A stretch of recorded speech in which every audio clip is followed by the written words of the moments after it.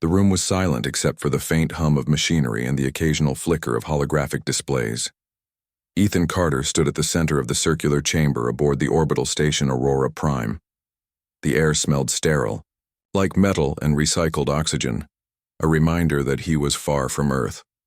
Around him, alien ambassadors sat in their designated seats, their forms ranging from insectoid creatures with shimmering exoskeletons to amorphous blobs encased in transparent containment fields.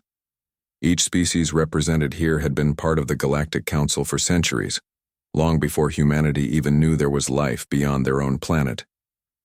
Ethan adjusted his suit collar nervously, though he tried not to show it. He wasn't used to being surrounded by so many unfamiliar beings, each watching him with expressions, or lack thereof, that he couldn't fully understand. Still, he reminded himself why he was here. Humanity's future depended on this meeting. Ambassador. Calvor rose from his seat, towering over everyone else in the room. His body was segmented with multiple limbs ending in sharp claws. His voice came through as a series of clicks and chirps, translated into English by the universal communication system embedded in the walls. Humanity, he began, his tone cold and authoritative, has grown too reckless. Your expansion into unclaimed territories disrupts the balance we have maintained for millennia. You ignore our warnings and treaties. This cannot continue. Ethan swallowed hard but kept his face calm. With all due respect, he replied, choosing his words carefully. Earth has followed every regulation set forth by the Council. Our colonies are established only in uninhabited systems. We've done nothing wrong. Calvor leaned forward slightly, his mandibles clicking faster now. Your actions speak louder than your words. Your ships travel where they do not belong. Your technology advances faster than any other species. Your ambition threatens the stability of the galaxy. If you refuse to comply with our demands, then war will be inevitable. The room fell silent again, the weight of the ambassador's words hanging heavily in the air. Ethan felt a chill run down his spine. War. It was unthinkable. Yet here it was, staring him in the face. He glanced around the room, searching for allies among the assembled aliens, but found none. Most avoided his gaze altogether, while others stared back with indifference or thinly veiled hostility. He took a deep breath and spoke again. War would benefit no one. Surely there must be another way. Diplomacy. Diplomacy is over, Calvor interrupted sharply. You have until the next solar cycle to withdraw your forces from all regions outside your home system. Fail to do so, and we will act decisively. Before Ethan could respond, the council members began filing out of the chamber, leaving him alone with his thoughts. The metallic doors slid shut behind them, sealing off the room. For a moment, Ethan just stood there, feeling the enormity of what had just happened settle over him. Then he turned and walked toward the nearest communications console. He needed to send a message back to Earth immediately. Back on Earth, news of the Council's ultimatum spread quickly. Olivia Hart sat in her office at the United Nations Space Command headquarters in Geneva, Switzerland. Her desk was cluttered with reports, schematics, and half-empty coffee cups. She tapped her fingers impatiently against the wood as she waited for the transmission from Aurora Prime to come through. When Ethan's face finally appeared on the screen, she leaned forward, her expression serious. What happened? She asked without preamble. Ethan sighed deeply. They gave us an ultimatum. Withdraw from all territories outside our solar system, or they'll declare war. Olivia frowned, her mind racing. And if we don't comply? They made it clear they're prepared to attack, Ethan said grimly. They see us as a threat, Olivia. They think we're expanding too fast, becoming too powerful. She shook her head, anger simmering beneath her composed exterior. This is ridiculous. We've played by their rules since day one. They're just scared because we're catching up to them. Ethan nodded slowly. I know. But fear makes people, and aliens, do irrational things. What's the plan? Olivia hesitated for a moment, then straightened in her chair. We prepare, mobilize everything we've got. reinforce our colonies, upgrade our defenses, and let the Council know exactly how we feel about their little threat." Ethan raised an eyebrow. "You mean, fight back?" "If that's what they want," Olivia said firmly, "then that's what they'll get. But first we need to make sure they understand something. Humanity doesn't back down when someone tries to bully us." Later that evening, President Daniel Hayes stood in front of a podium inside the White House press briefing room. Cameras flashed as reporters jostled for position, eager to hear what he had to say. The tension in the room was palpable, almost electric. Everyone knew this was big. "Good evening," President Hayes began, his voice steady and strong. "Today, representatives of the Galactic Council issued an ultimatum to humanity. They demand that we abandon our efforts to explore and colonize space beyond our solar system. They claim our actions threaten the stability of the galaxy. To this I say, is that all you've got?" The crowd erupted into murmurs, some shocked, others cheering. Hayes held up a hand to quiet them before continuing. "Let me be clear. Humanity will not bow to threats. We will not retreat. We have worked tirelessly to reach the stars, to build a better future for ourselves and for generations to come. No council, no empire, no force in the universe will take that away from us." His words echoed across the globe, broadcast live to billions of people. In living rooms, workplaces, and public squares, humans watched and listened. Some were frightened, wondering if this meant the end of peace. Others felt a surge of pride and defiance inspired by their leader's bold stance. Among those watching was Ryan Bennett, a young physicist working late in his lab. His workspace was cluttered with tools, wires, and glowing monitors displaying complex equations. When he heard the president's speech, a small smile crept onto his face. Ryan had always believed in humanity's potential, and now, more than ever, he wanted to contribute. He turned back to his project, a prototype quantum shield generator designed to protect cities and starships from enemy attacks. It was still experimental, but if it worked, it could change the game entirely. Ryan rolled up his sleeves and got back to work, determined to finish it in time. Elsewhere, Commander Julia Monroe paced the bridge of the UNSC flagship Odyssey. She was a woman of action, accustomed to making tough decisions under pressure. As she listened to the president's address, she felt a mix of determination and anxiety. War was never easy, especially against opponents who had centuries of experience. But if humanity was going to survive, they'd have to fight smarter, not harder. "Commander," one of her officers called out, interrupting her thoughts. "Orders just came in. We're to begin mobilizing immediately." Julia nodded, her jaw tightening. "Understood. Tell the crew to prepare for deployment, and make sure everyone knows what's at stake. This isn't just about defending Earth, it's about proving that we belong among the stars." As the night wore on, the world braced itself for what lay ahead. Factories ramped up production of weapons and supplies. Scientists worked tirelessly to develop new technologies. Soldiers trained harder than ever, readying themselves for battle. Across the planet, humanity united under a single banner, driven by hope, pride, and an unshakable belief in their ability to overcome any obstacle. And somewhere deep in space, the Galactic Council watched and waited, unaware of the storm they had just unleashed. The days following President Hayes' defiant speech were a whirlwind of activity. Humanity had made its stance clear, but now it was time to back up those words with action. Across the globe, factories roared to life, churning out everything from advanced weaponry to reinforced starship hulls. Engineers worked around the clock, their hands moving deftly over glowing blueprints and humming machinery. Scientists pored over data, testing theories and refining designs. Soldiers trained harder than ever, knowing that the coming conflict would test not only their skills but also their resolve. At the United Nations Space Command headquarters in Geneva, Olivia Hart coordinated these efforts with precision. Her office, once cluttered with reports and coffee cups, was now a hive of organized chaos.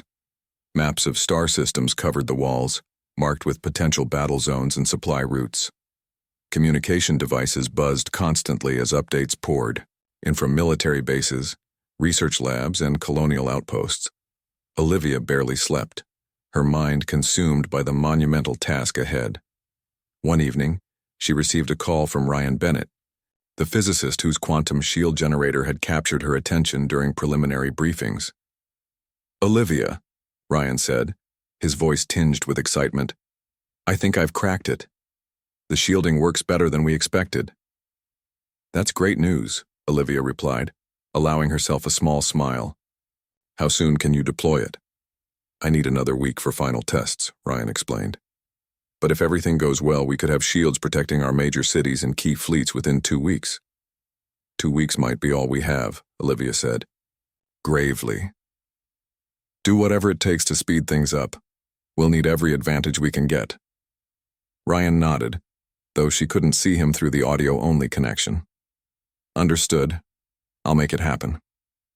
As Ryan returned to his lab, Olivia turned her attention to Commander Julia Monroe, who was overseeing the mobilization of Earth's fleet.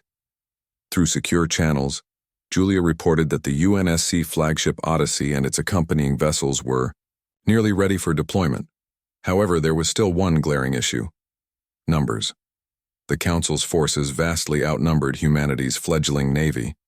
To compensate, Julia proposed a bold strategy. "We focus on hit-and-run tactics," Julia explained, during a video conference.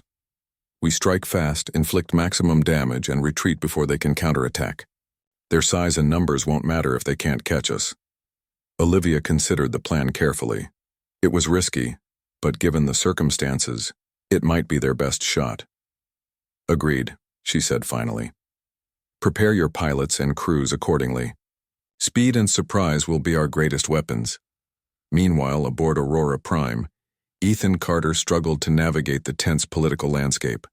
The ultimatum had fractured the Council more than anyone anticipated. While some species supported Kael'vor's aggressive stance, others harbored doubts about the wisdom of attacking humanity. Among these dissenters was Lyra Na, a soft-spoken ambassador representing the aquatic Vori people. Her sleek, silver, scales shimmered faintly under the station's artificial light as she approached Ethan after yet another heated council session. "You humans are quite bold," Lyra Na remarked, her melodic voice carrying a hint of amusement. "Most species would tremble at the thought of opposing the council. Yet here you are, preparing for war." Ethan chuckled dryly. "Desperation makes us bold. We're fighting for our survival, not just as individuals, but as a civilization." Lyra Na tilted her head, studying him with large, unblinking eyes. "Survival is a powerful motivator, but so is fear. Many on the Council worry that humanity's rise threatens their dominance. Perhaps they are right to be afraid. Or perhaps they underestimate us," Ethan countered. "They see us as newcomers, inexperienced, and naive. What they don't realize is that we adapt quickly. We learn. And when pushed, we fight like no other species in the galaxy." Lyra Na smiled faintly. "Perhaps, if nothing else, your defiance has sparked interesting conversations among my peers. Not all share Kael'vor's confidence." Ethan seized the opportunity. "Then maybe there's hope for diplomacy after all. If even a few members of the Council oppose this war, it could weaken their resolve." "Perhaps," Lyra Na repeated, though her tone suggested caution. "But do not mistake hesitation for alliance. The Council is fractured, yes, but unity may return once the fighting begins." "I understand," Ethan said. "Still, any crack in their armor is worth exploiting." "Thank you, Ambassador." As Lyra Na glided away, Ethan felt a flicker of optimism. Maybe, just maybe, humanity wasn't entirely alone in this fight. Back on Earth, preparations continued at a feverish pace. In San Francisco, fighter pilot Jake Thompson climbed into the cockpit of his newly upgraded interceptor, the Falcon X. The sleek craft gleamed under the hangar lights, its engines humming softly as technicians ran final checks. Jake adjusted his helmet, feeling a mix of excitement and nervousness. This was the moment he'd trained for his entire career, to defend humanity against an alien threat. "Ready to fly, Lieutenant?" came a voice over the comms. It was Commander Monroe, her tone firm but encouraging. "Born ready, ma'am," Jake replied with a grin. "Let's show them what we're made of." Commander Monroe chuckled. Good attitude. Remember, speed and precision are key. Don't let them corner you. Understood, Jake said. With a final nod to the ground crew, he powered up the engines and soared out of the hangar, joining a squadron of other pilots in formation. Together, they practiced dogfighting maneuvers, simulated attacks, and emergency retreats. Each exercise honed their skills, building confidence and camaraderie among the team. While the military prepared for combat, civilian morale remained high thanks to President Hayes's leadership. His speeches inspired millions, reminding them of humanity's resilience and ingenuity. In cities worldwide, volunteers joined local defense initiatives, learning basic combat techniques and emergency response protocols. Factories converted assembly lines to produce medical supplies and rations. Even children contributed by organizing fundraisers and writing letters to soldiers stationed in space. Despite the looming threat, there was a sense of unity rarely seen in human history. People from all walks of life came together, driven by a shared purpose. For the first time in decades, Earth felt truly united, not as separate nations but as one species standing shoulder to shoulder. As the deadline for withdrawal approached, tensions reached a breaking point. On the eve of the Council's ultimatum, Olivia gathered her closest advisors in a secure briefing room. Holographic displays showed real-time updates from across the solar system, troop movements, fleet deployments, and intelligence reports. Everyone knew what was at stake. If they attack tomorrow, Olivia began, her voice steady despite the weight of the moment, we'll be ready. Every colony is fortified. Our fleets are positioned strategically. And thanks to Ryan's work, our major cities will have quantum shielding within hours. What about reinforcements? Asked General Marcus Hale, a grizzled veteran with years of experience leading ground forces. Can we count on additional support from the outer colonies? They're doing what they can, Olivia replied. But most of their resources are already stretched thin. We'll have to rely on ourselves for now. General Hale nodded grimly. Understood. Let's hope Ryan's shields hold up. Without them, we're sitting ducks. Don't worry, Ryan interjected, joining the conversation via hologram. I've run simulations nonstop for the past week. The shields can withstand anything short of a direct hit from a Dreadnought-class weapon. And even then, we've got backup systems in place. Good work, Olivia said, offering him a rare smile. Now let's focus on execution. Everyone knows their role. Stick to the plan, stay adaptable, and above all, keep communicating. We win this fight together, or not at all. With that, the meeting adjourned. As Olivia left the room, she paused briefly to look out a nearby window. The night sky was filled with stars, each one a reminder of how far humanity had come, and how much further they still had to go. Tomorrow, the galaxy would witness whether Earth's defiance was mere bravado or something far greater. Unbeknownst to Olivia, light years away, Admiral Zarntok of the Council's fleet reviewed similar plans aboard his flagship. His massive form loomed over a holographic map of the solar system, plotting the first strike. Like humanity, he too believed in the inevitability of victory. But unlike them, he underestimated the strength of a species willing to fight for its very existence. And so, as dawn broke over Earth, two civilizations braced themselves for a clash that would shape the fate of the galaxy. One side fought out of fear, clinging to power. The other fought out of hope, determined to prove that humanity's place among the stars was earned, not given. The first battle came without warning. It was near Jupiter, where humanity's outermost defenses had been established. The gas giant loomed large in the blackness of space, its swirling storms a stark contrast to the cold precision of the approaching alien fleet. Admiral Zarntok, leader of the Council's forces, had chosen this location deliberately. He wanted to test humanity's strength before committing to a full-scale assault. What he didn't expect was the ferocity of their response. Commander, Julia Monroe stood on the bridge of the UNSC flagship Odyssey, her eyes fixed on the tactical display. Red dots representing enemy ships blinked ominously across the screen.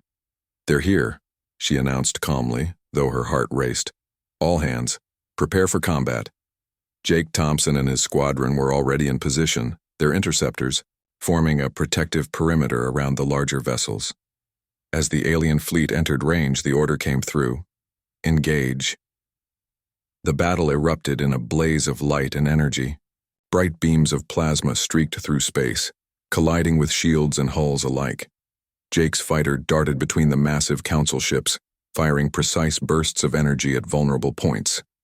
His training kicked in, every movement instinctual, as he evaded enemy fire and struck back with deadly accuracy. Keep moving.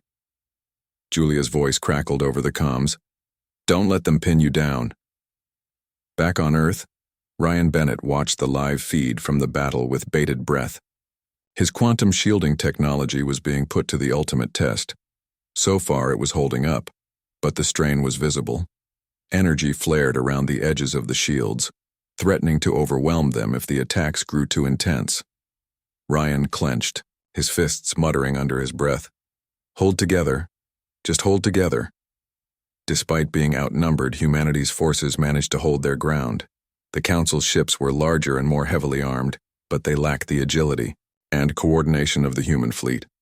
Julia's hit-and-run tactics proved devastatingly effective, allowing smaller ships like Jake's to exploit weaknesses in the enemy's formations. Then, something unexpected happened. One of the Council's dreadnoughts, a colossal vessel, bristling with weapons, began to falter. Its shields flickered and failed, leaving it exposed. Jake saw his chance. With a quick burst of speed, he maneuvered his interceptor into position and unleashed a concentrated volley of missiles directly at the ship's main reactor. The explosion lit up the battlefield, sending shockwaves rippling through space. Debris from the destroyed dreadnought scattered in all directions, forcing nearby council ships to scatter. Cheers erupted over the comms as Jake's squadron regrouped, their spirits buoyed by the unexpected victory. "That was insane, Lieutenant," one of the pilots exclaimed. "You just took out a dreadnought." Jake grinned, though no one could see it behind his helmet. "Yeah, well, don't get used to it. We've still got plenty of work to do." On board Aurora Prime, Ethan Carter received an urgent transmission from Lirana. Her expression was troubled as she spoke. "The Council underestimated you," she said, quietly. "Admiral Zarntok has returned to regroup. But this is not over, not by a long shot." Ethan nodded grimly. "We knew they'd come back stronger next time, but at least we showed them we're not pushovers." Lirana hesitated, then added, "There's something else. Some factions within the Council are questioning whether war is truly necessary. Your victory near Jupiter has given them ammunition to argue against further escalation." "That's good news," Ethan replied. "Maybe diplomacy still has a role to play after all."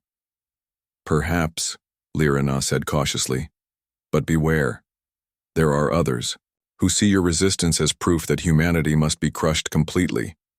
They will not stop until you are defeated or wiped out." Ethan thanked her for the information and ended the call. He relayed the update to Olivia, who listened intently. "So the Council's divided," she mused. "That could work in our favor if we can keep exploiting their doubts." "We should also prepare for betrayal," Ethan warned. "Not everyone on the Council plays fair. Some might try to undermine us from within." Olivia frowned. "What do you mean?" "I'm talking about corporate interests," Ethan explained. "Earth isn't united on this. There are humans who stand to profit from selling advanced tech to the Council. If we're not careful, they could sabotage us." Olivia's jaw tightened. "I'll look into it. Thanks for the heads up." Meanwhile, on Earth, Victor Lang sat in his private office overlooking New York City. The billionaire CEO of Lang Industries leaned back in his chair, sipping a glass of expensive whiskey as he reviewed the latest reports from his operatives. Humanity's victory near Jupiter had caught him off guard, but it didn't change his plans. In fact, it made them even more lucrative. Lang Industries specialized in cutting-edge weaponry and defense systems, many of which were based on stolen or reverse-engineered alien technology. For years, Lang had secretly brokered deals with various alien factions, trading Earth's secrets for profit. Now, with the Council eager to defeat humanity, he saw an opportunity to make billions and perhaps secure a place of power in the post-war galaxy. His assistant knocked gently on the door before entering.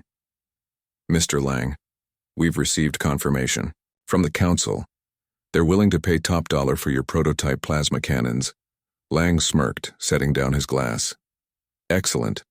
Tell them delivery will be arranged shortly." He paused, glancing out the window at the bustling city below. Humanity doesn't know what's coming. By the time they figure it out, it'll be too late. Unbeknownst to Lang, Olivia Hart had already begun investigating rumors of corporate treachery. She tasked Ethan with digging deeper, using his connections aboard Aurora Prime to gather intelligence. Together, they uncovered evidence linking Lang to illegal arms deals with the council. Armed with this information, Olivia devised a plan to expose him. Late one night, a team of UNSC agents infiltrated Lang's private space yacht, where he was meeting with representatives from the council. Hidden cameras captured everything: the exchange of credits, the transfer of weapons schematics, and Lang's smug assurances that humanity would never suspect him. When the footage was leaked to the media, it caused an uproar. Victor Lang was arrested within hours, his empire crumbling as public outrage swept the globe. President Hayes addressed the nation, condemning Lang's actions and vowing to root out any other traitors lurking in the shadows. "We will not tolerate betrayal," he declared. "Anyone who sides with our enemies will face justice." Lang's arrest sent a clear message. Humanity was united, and anyone who stood against it would pay the price. As the dust settled, humanity celebrated another hard-fought victory. The battle near Jupiter had proven that they could stand toe-to-toe with the Council's forces.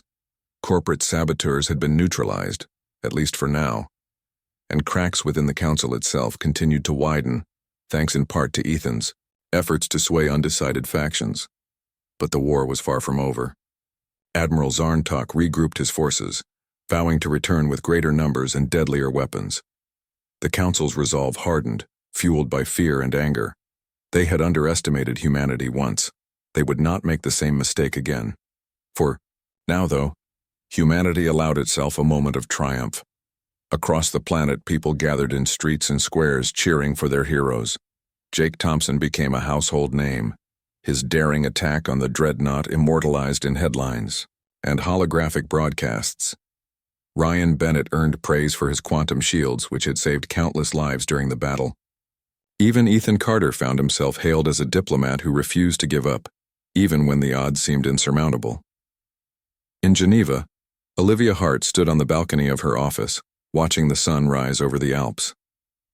The golden light bathed the landscape in warmth, a stark contrast to the cold void of space where humanity fought for its future. She felt a surge of pride mixed with determination. They had won the first round, but the real fight was yet to come. And somewhere deep in space, the Council plotted their next move, unaware that humanity was just getting started. The aftermath of the battle near Jupiter left humanity with a mix of triumph and tension. The victory had boosted morale, but it also made clear that the Council would not back down easily. Admiral Zarntok, humiliated by the loss of one of his dreadnoughts, returned to the Council chambers enraged. His towering form loomed over the assembly as he demanded reinforcements and more aggressive tactics. "They are stronger than we thought," he admitted reluctantly. "But they are still outnumbered. If we strike hard and fast, we can crush them." Kael'vor nodded in agreement, though his mandibles clicked nervously. "We must act decisively before their technology advances further. Humanity adapts too quickly. If we wait, they may become unstoppable." However, not everyone shared their confidence. Lyra Na, the Vori ambassador, spoke up cautiously. "Perhaps aggression is not the answer. Their victory has shown us that they are resourceful and determined. Continuing this war could destabilize the galaxy even more than their presence already has." Her words sparked heated debate among the Council members. Some species, like the insectoid Zarnithians, supported escalating the conflict. Others, like the amphibious Vori and the enigmatic Luminae, questioned whether humanity truly posed a threat, or if fear was clouding their judgment. Ethan Carter watched these divisions closely. He knew that the Council's unity was cracking, and he intended to widen those cracks. Through subtle diplomacy and quiet conversations, he worked to sway undecided factions. "You've seen what humanity is capable of," Ethan told Lyrina during a private meeting aboard Aurora Prime. "If you help us now, you'll be on the winning side. Together we can end this war before it destroys both our civilizations." Lyrina hesitated, her large eyes reflecting uncertainty. "It is dangerous to oppose the Council openly, but I will speak to others who share my concerns. Perhaps there is hope for peace yet." Back on Earth, tensions arose closer to home. While Victor, Lang's arrest had exposed corporate treachery, it also revealed deeper fractures within humanity itself. Some powerful figures still believed that cooperating with the Council offered better chances for survival, or profit, than resisting them. Among them was Senator Harold Green, a charismatic politician known for his pro-corporate stance. Green argued that humanity should negotiate with the Council rather than continue fighting. "We're outmatched," he declared during a televised address. "Why throw away lives and resources when we could secure favorable terms instead? Surrender isn't weakness, it's strategy." His words resonated with some, particularly those living in regions less prepared for war. Protests broke out in cities worldwide, with citizens divided between supporting President Hayes' defiance or advocating for Green's proposal. The senator's arguments created doubt, sowing discord at a time when unity was crucial. Olivia Hart took immediate action. She convened a meeting with key military and political leaders to address the growing unrest. "We can't afford division right now," she said firmly. "Every voice matters, but so does every decision. If we show weakness, the Council will exploit it. We need to remind people why we're fighting, for freedom, for progress, for the future." President Hayes echoed her sentiments in a national broadcast. "To surrender is to give up everything we've built, everything we believe in. We didn't come this far to bow to anyone. Stand with us, and together, we'll prove that humanity belongs among the stars." The speech reignited patriotism across much of the globe, silencing many of Green's supporters. Still, Olivia remained vigilant. She tasked Ethan with monitoring potential saboteurs, ensuring no one else followed in Victor Lang's footsteps. Meanwhile, preparations for the next phase of the war intensified. Ryan Bennett worked tirelessly to improve his quantum shielding technology, refining its energy efficiency and durability. He collaborated with engineers across the globe, sharing designs and insights to expand production. By the time the Council launched its next offensive, nearly every major city on Earth and several colonial outposts was protected by the shimmering blue barriers. Commander Julia Monroe focused on enhancing fleet coordination. Her pilots, including Jake Thompson, trained relentlessly, mastering new maneuvers and strategies. Intelligence reports indicated that the Council planned to target Mars next, aiming to cut off humanity's supply lines and isolate Earth. Julia knew they couldn't let that happen. "We need to hit them before they reach Mars," she told her officers during a briefing. "Take the fight to them. Disrupt their formations, scatter their forces, and force them into retreat." Jake nodded eagerly. "Sounds like my kind of plan." The human fleet mobilized. Another breakthrough emerged. Ryan unveiled Project Starlight, a weapon designed to disable entire fleets using amplified electromagnetic pulses. Though experimental, Ryan believed it could turn the tide of battle. "It won't destroy their ships outright," he explained to Olivia and Julia during a demonstration, "but it will overload their systems temporarily, leaving them vulnerable to attack." Julia's eyes lit up. "That could be exactly what we need. Deploy it immediately." The Council's second wave arrived sooner than expected. A massive armada descended upon the asteroid belt between Mars and Jupiter, intent on establishing a foothold. Admiral Zarntok led the charge, determined to redeem himself after the earlier defeat. His ships moved in tight formations, projecting overwhelming firepower. Humanity responded with swift precision. Julia ordered her fleet to split into smaller squadrons, each targeting specific sections of the enemy line. Jake and his pilots darted through the chaos, striking critical points and retreating before the Council's superior numbers could overwhelm them.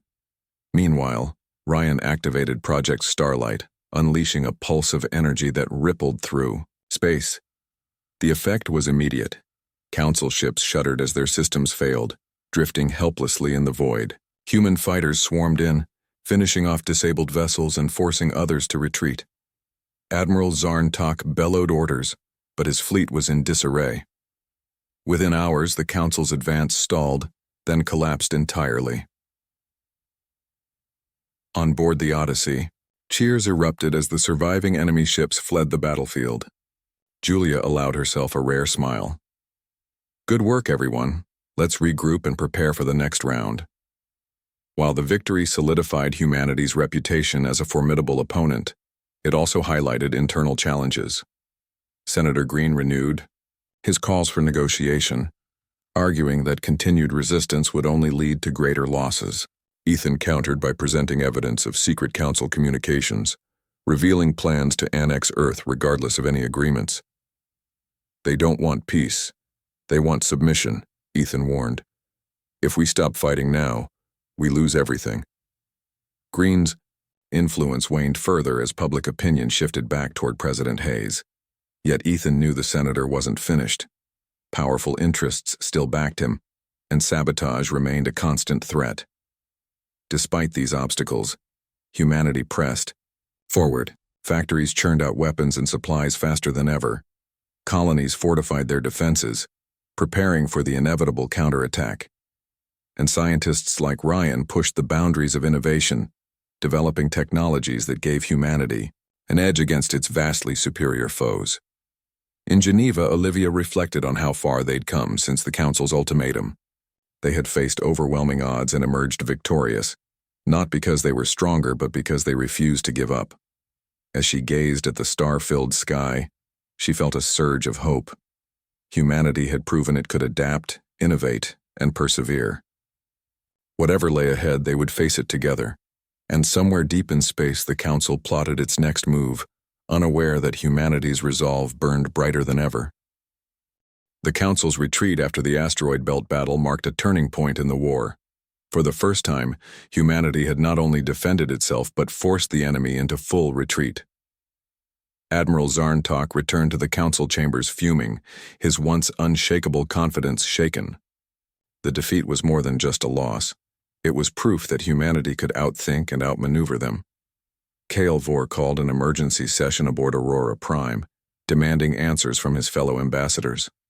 "This cannot continue," he snapped, his voice sharp with frustration. "Every engagement weakens us further while emboldening humanity. We must act decisively before they grow even stronger." Lyra Na, however, remained skeptical. "Decisiveness has brought us nothing but setbacks. Humanity adapts faster than we anticipated. Perhaps it is time to reconsider our approach." Her words sparked another heated debate. Some species pushed for total war, urging the Council to commit every available resource to crushing Earth. Others, like the Vori and Lumini, argued for caution, warning that escalating the conflict could destabilize the entire galaxy. Ethan Carter watched these discussions carefully, knowing that the Council's divisions were humanity's greatest advantage. After the meeting ended, Lyra Na approached Ethan privately. "The Council is fractured," she admitted quietly. "Some factions are beginning to question whether this war is worth the cost. But Vor and his allies refuse to back down. They see humanity as an existential threat." Ethan nodded thoughtfully. "Then we need to keep proving them wrong. Show them that humanity isn't their enemy, we're their equals." Back on Earth, preparations continued at a feverish pace. Ryan Bennett worked tirelessly to refine Project Starlight, ensuring it could be deployed quickly in future battles. His lab buzzed with activity as engineers tested new prototypes and technicians calibrated the massive EMP generators. Though risky, the technology had already proven its worth during the asteroid belt skirmish, giving humanity a crucial edge. Commander Julia Monroe focused on expanding her fleet's capabilities. Pilots like Jake Thompson trained relentlessly, mastering advanced maneuvers and learning to operate alongside automated drones designed to support human ships. Intelligence reports indicated that the Council planned to launch a coordinated assault on multiple fronts, targeting both Earth's colonies and its home planet simultaneously. Julia knew they couldn't afford to let the enemy gain a foothold. "We'll need to stretch our forces thin," she told her officers during a strategy briefing. "But if we can hold each position long enough for reinforcements to arrive, we can turn their numbers against them." Jake raised a hand hesitantly. "What about casualties? If we spread ourselves too thin, some outpost might fall before help arrives." Julia met his gaze steadily. "I won't lie to you. This will be tough. Lives will be lost. But if we lose faith now, everything we've fought for goes with it. We hold the line no matter what." As the days passed, tensions mounted across Earth. Senator Harold Green renewed his calls for negotiation, arguing that humanity couldn't withstand prolonged conflict. "We've won battles, yes," he said during a televised interview. "But at what cost? Resources are dwindling, lives are being lost, and the Council grows angrier by the day. It's only a matter of time before they overwhelm us." His arguments gained traction among those weary of war, particularly in regions struggling to recover from earlier attacks. Protests erupted in cities worldwide, with citizens divided between supporting President Hayes's defiance or advocating for peace talks. Olivia Hart recognized the danger posed by this internal dissent and acted swiftly. She organized a series of public addresses featuring survivors of Council attacks, scientists showcasing breakthrough technologies, and military leaders explaining how close they were to victory. One such speaker was Ryan Bennett, who demonstrated the effectiveness of quantum shielding and Project Starlight using holographic simulations. "When I started working on these projects, people told me it was impossible," Ryan said, his voice steady and passionate. "But humanity doesn't give up when something seems impossible. We find a way, and that's exactly what we're doing here. Every day we get stronger. Every day we prove that we belong among the stars." The speeches had the desired effect, reigniting hope and determination across the globe. Public opinion shifted back toward President Hayes, silencing many of Green's supporters.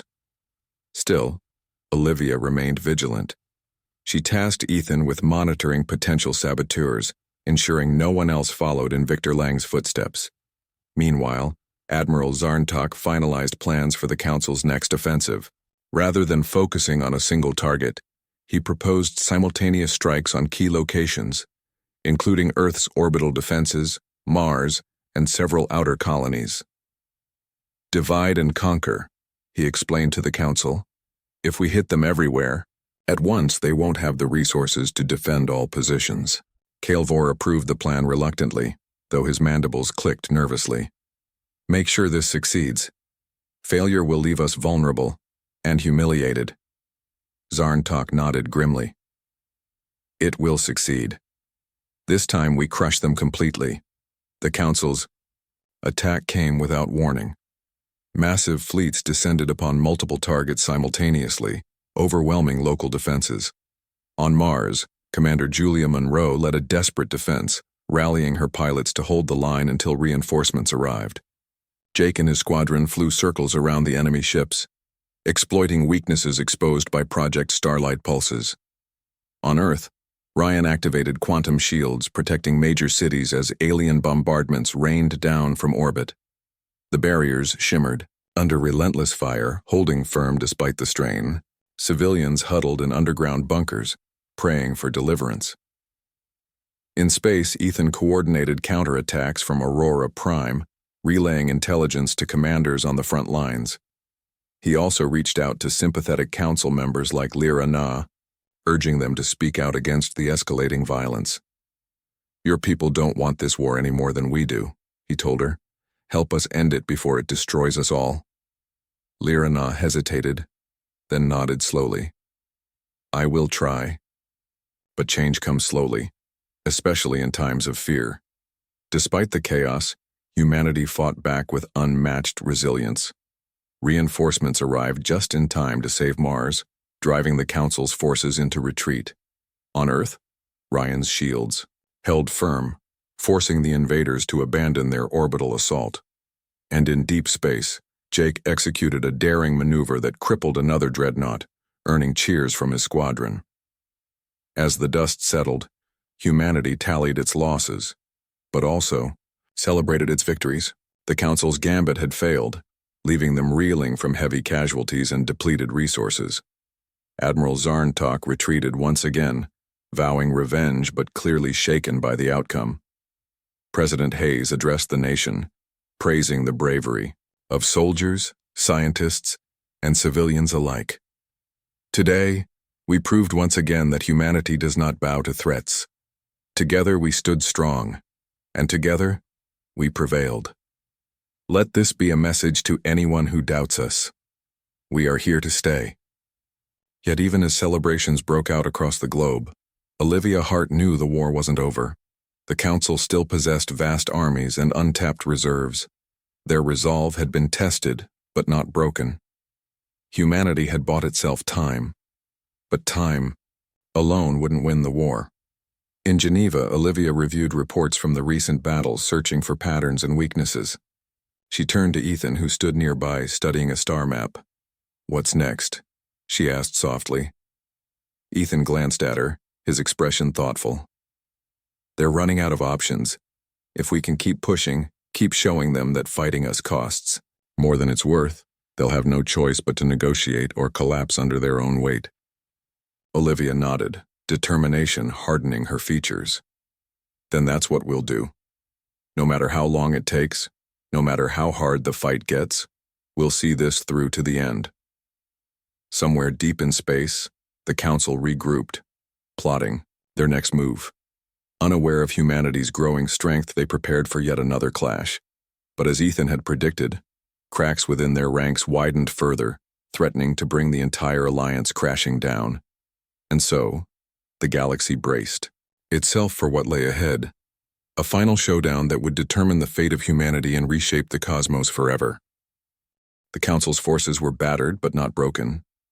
Admiral Zarntok, humiliated by repeated defeats, returned to the Council chambers with a grim determination.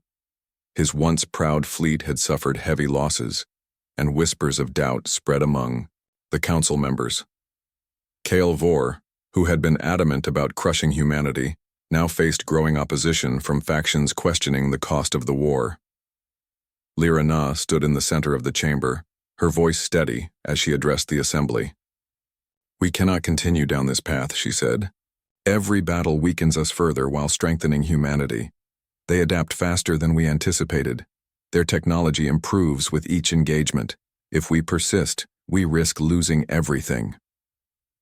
Kael Vor slammed his claws against the table, his frustration boiling over. "And what would you have us do? Surrender to these primitives?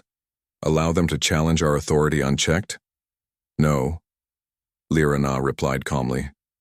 "But perhaps it is time to seek a different solution. Humanity has proven they are not just a fleeting nuisance, they are a force to be reckoned with. Continuing this war will only destabilize the galaxy further. We must consider peace before it is too late." Her words sparked heated debate. Some species sided with Kael Vor, unwilling to admit defeat. Others, swayed by Lyra Na's logic, began to push for negotiations. Ethan Carter watched silently, recognizing the opportunity to tip the scales in humanity's favor. He approached sympathetic ambassadors privately, urging them to support a ceasefire. "If you help broker peace now," Ethan told one ambassador, "you'll ensure a stable future for everyone, not just the Council, but all species. Humanity doesn't seek dominance. We seek coexistence." On Earth, preparations continued, despite the possibility of talks.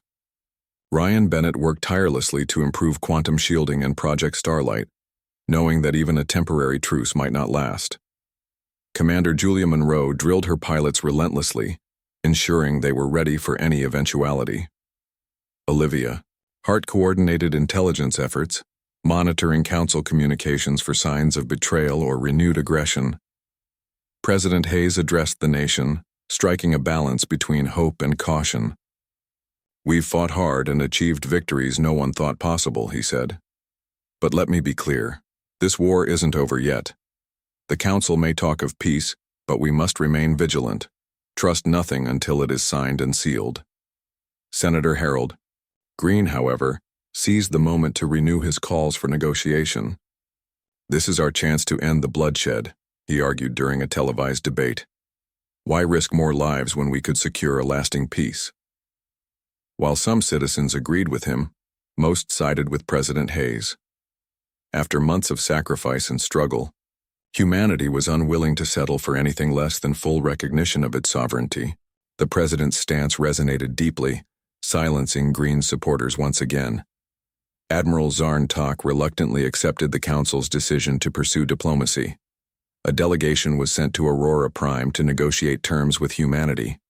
Ethan Carter led the human representatives, flanked by Olivia Hart and several military advisors.